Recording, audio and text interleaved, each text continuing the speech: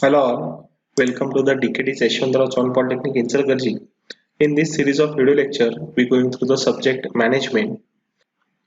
In this particular lecture, we are going to see the points like definition of accident, losses due to accident, types of industrial accident from chapter number 4, that is safety management. The first point of this lecture is definition of accident.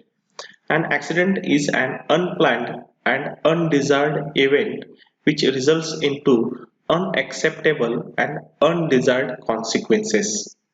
Means काय accident हे unplanned असतात म्हणजे planning accident हे कधी पण होऊ शकतं आणि हे ऍक्सिडेंट होऊ नये असं आपल्याला वाटत असतं पण ते झाल्यानंतर जे प्रॉब्लेम्स येणार आहे आणि म्हणजे ऍक्सिडेंट म्हणजे काय असणार आहे unplanned undesired event which results into unacceptable and undesired consequences.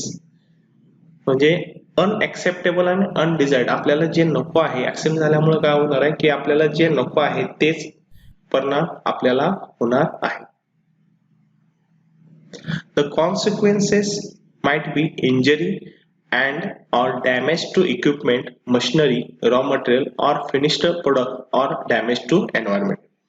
मग ऍक्सिडेंटचे परिणाम काय होणार आहेत कॉन्सिक्वेन्सेस काय असणार आहेत it creates the injury to the human म्हणजे माणसाला काहीतरी इजा होऊ शकते और damage to the equipment machine खराब होऊ शकते किंवा मशीनला प्रॉब्लेम येऊ शकतो रॉ मटेरियल खराब होऊ शकतं किंवा नेचर किंवा एन्व्हायरमेंटला धोका होऊ शकतो म्हणजे accident it is a unplanned undesired event which results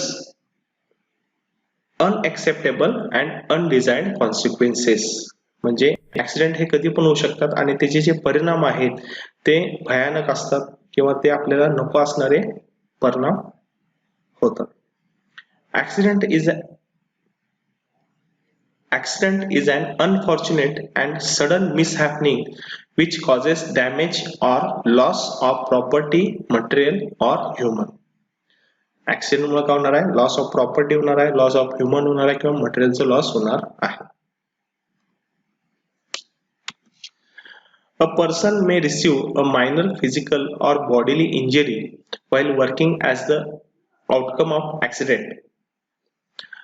मग समजा एक माणूस काम करतोय की काम करत असताना त्याचा ऍक्सिडेंट झाला तर त्याला काय होणार आहे इंजुरी होणार आहे मग फिजिकल इंजुरी होणार किंवा बॉडीली इंजुरी फिजिकल म्हणजे बाबा हात मोडलं किंवा हाताला खरचटलं किंवा पायावरती मशीनचं किंवा पार्ट एक पडलं म्हणजे हे टाइपचे जे ऍक्सिडेंट आहेत ते accident. After such injury, if he resumes his duties within 48 hours, when such an accident is called as non-reportable accident. Means accident झालं आणि तो जो व्यक्ती आहे तो 48 तासाच्या आत परत कामावर रुजू झाला किंवा काम चालू केलं त्यानं तर त्या टाइपच्या ऍक्सिडेंटला काय म्हणणार non reportable accident. Means accident झाल्यानंतर तो परत व्यक्ती 48 तासाच्या आत जर काम करायला चालू केलं त्यानं तर त्या ऍक्सिडेंटला काय म्हणणार नॉन रिपोर्टेबल ऍक्सिडेंट. आणि त्याच्या उलट काय असणार आहे समजा ऍक्सिडेंट झाला आणि 48 तासानंतर सुद्धा तो व्यक्ती कामावर रुजू होत नाहीये किंवा त्याला काम करता येत नाहीये तर त्याला काय म्हणणार reportable or lost time accident. If the injured person remains absent for 48 hours or more due to injury, the accident is called as reportable or lost time accident. The injury in such case is called major or disabling injury. मग त्या accident मध्ये जे injury होणार आहे त्याला काय म्हणणार major or disabling injury. Then losses due to accident. मग ऍक्सिडेंट झाल्यानंतर लॉस काय होऊ शकतं direct losses. This type of losses measured in terms of money. म्हणजे ऍक्सिडेंट झाल्यानंतर लॉस कुठले होणार आहेत एक डायरेक्ट लॉस आणि इनडायरेक्ट लॉस. मग डायरेक्ट लॉस कशामध्ये मेजर करणार मनी मध्ये. जर पैशाचं नुकसान होत असेल ऍक्सिडेंट मध्ये तर त्या लॉसला काय म्हणणार मी direct loss. Employer has to pay to the worker for compensation medical expenses are coming under direct losses.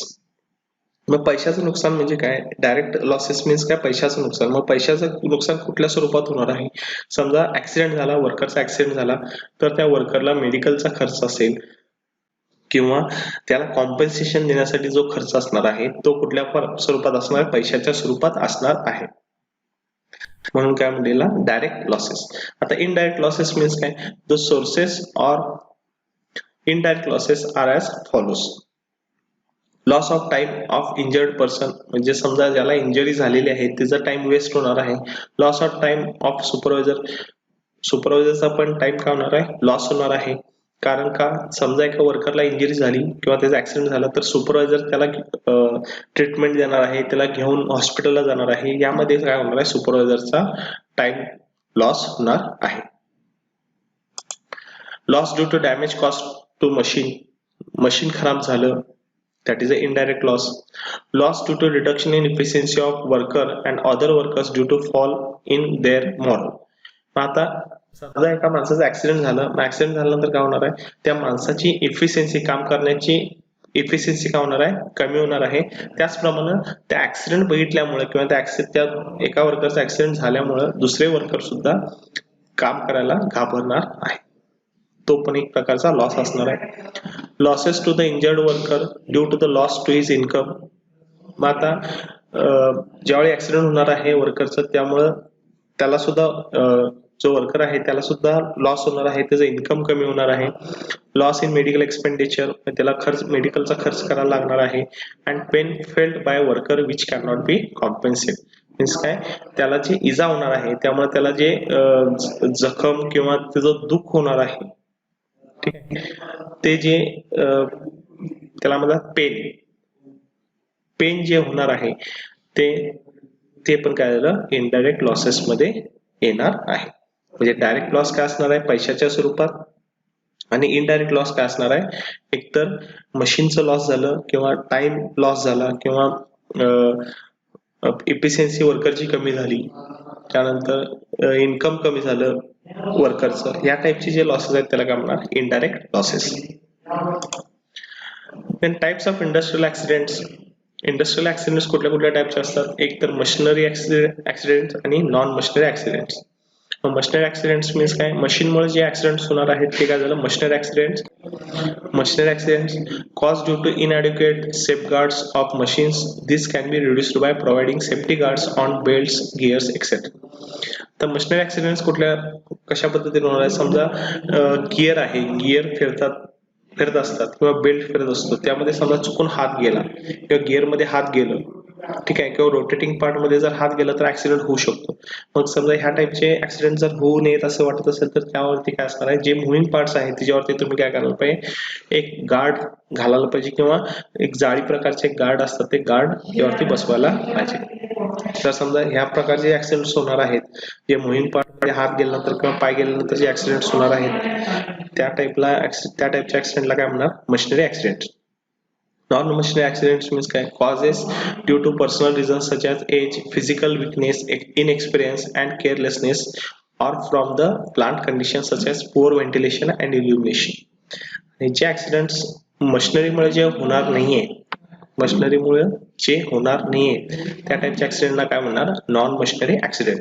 मग समजा वर्करची एज असेल, फिजिकल विकनेस असेल वर्करला, किंवा तो कसं पण काम करत असेल, ठीक आहे, किंवा इंडस्ट्रीमध्ये व्हेंटिलेशन बरोबर नाही, ऑक्सिजनची लेवल नाहीये किंवा उजेड नाहीये, त्यामुळे जे ऍक्सिडेंट होणार आहेत त्याला काय म्हणणार, non machinery accidents.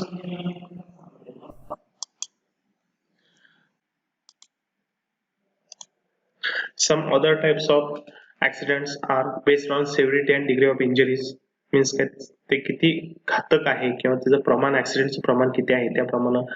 First is minor accidents. Minor accidents किरकोळ ऍक्सिडेंट झालाय आणि लगेच त्या ऍक्सिडेंट मधनं वर्कर रिकवर, तो बरा होऊन लगेच कामाला चालू केला, 1-2 तासानंतर परत रिकवर झाला आणि कामाला चालू केलं, किंवा 2 तासाच्या आत किंवा 2 दिवसाच्या आत, 28 तासाच्या आत तो जर काम त्याचं व्यवस्थित चालू केलं तर त्याला काय म्हणणार, मायनर ऍक्सिडेंट. रिपोर्टेबल ऍक्सिडेंट, जर समजा ऍक्सिडेंट वर्करचा झाला त्यानंतर तो 48 तासानंतर सुद्धा तो काम करू शकत नाहीये, त्या टाइपचे ऍक्सिडेंट असेल तर त्याला काय म्हणणार, रिपोर्टेबल ऍक्सिडेंट. जर 48 तासाच्या आत तो काम करायला चालू करत असेल तर त्याला काय म्हणणार, मायनर ऍक्सिडेंट. जर समजा 48 तास झाल्यानंतर सुद्धा त्याला काम करता येत नसेल तर त्याला काय म्हणणार, reportable accident. Fatal accident. Fatal means काय, प्राणघातक. जर समजा ऍक्सिडेंट झाला आणि त्यामध्ये वर्करचा जीव गेला किंवा त्याला त्याला प्राण गमावा लागला वर्करला, तर त्याला काय म्हणणार, त्या टाईपच्या ऍक्सिडेंटला काय म्हणणार, फॅटल ऍक्सिडेंट्स. फॅटलचा अर्थ काय, प्राणघातक. Accident due to dangerous occurrences. Dangerous occurrences means काय, explosion, fire leakage, man and property both can damage. It gives greater loss to the industry. Means accident due to dangerous occurrence म्हणजे काय, explosion झालं, आग लागली, त्यामुळे काय होणार आहे, प्रॉपर्टीला पण नुकसान होणार आहे, ह्युमनला पण नुकसान होणार आहे, आणि त्यामुळे काय होणार आहे, ग्रेट लॉस किंवा जास्तीत जास्त लॉस होणार आहे ऍक्सिडेंट ड्यू टू डेंजरस ऑकरन्सेस मध्ये. Next, internal accidents. Injury without showing external signs are called internal accidents. Internal accidents means काय, हाड मोडलं, जर समजा वर काही इजा झाली नाही, त्वचेला काही इजा झाली नाही किंवा खरचटलं नाही, पण आतलं हाड मोडलं असेल, जर समजा हात मोडलं किंवा आता हातातलं एक हाड मोडलं, तर त्याला काय म्हणणार, internal accidents.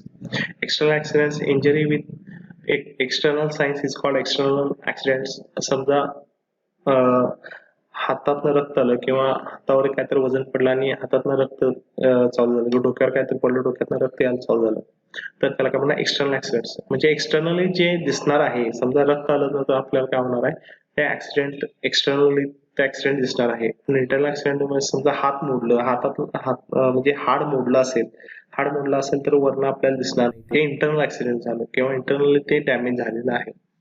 Internal accident means काय, जर समजा हाड मोडलं आतल्या आत, तर त्याला काय इंटरनल ऍक्सिडेंट. आणि एक्सटर्नल ऍक्सिडेंट मीन्स काय, ऍक्सिडेंट मुळे समजा रक्त येत असेल, तर त्याला काय होणार, external accidents.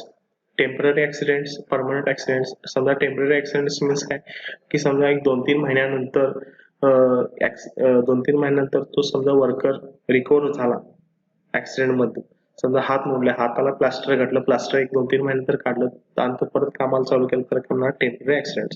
Permanent accident means काय, की त्यामध्ये हातच कट झाला किंवा पायच कट झाला ऍक्सिडेंट मध्ये, तर त्याला काय म्हणणार, परमनंट ऍक्सिडेंट. म्हणजे परमनंट डिसॅबिलिटी आली त्याला कायमचाच हात गमावा लागला किंवा पाय गमावा लागला, तर त्याला काय म्हणणार, permanent accident. Based on place of accident. आता ऍक्सिडेंटच्या प्लेसवरनं टाइप ऑफ ऍक्सिडेंट ठरवणार आहे. कन्स्ट्रक्शन ऍक्सिडेंट म्हणजे काय, बांधकाम क्षेत्रामध्ये किंवा बांधकाम चालू आहे आणि बांधकाम चालू असताना ऍक्सिडेंट झाला, तर त्याला काय म्हणणार, construction accident. Chemical plant accident, chemical इंडस्ट्रीमध्ये ऍक्सिडेंट होणार आहे, त्याला काय म्हणणार, chemical plant accident. Industrial plant accident, जिथं मॅन्युफॅक्चरिंग होतं, फॉर एक्झाम्पल मेकॅनिकल इंडस्ट्रीमध्ये जर ऍक्सिडेंट झाला, तर त्याला काय म्हणणार, industrial plant accident. Mining means for this mining accident. Mining accident म्हणजे जिथं खाणकाम चालू असतं, तिथं जे ऍक्सिडेंट होतं, त्याला काय म्हणणार, मायनिंग ऍक्सिडेंट.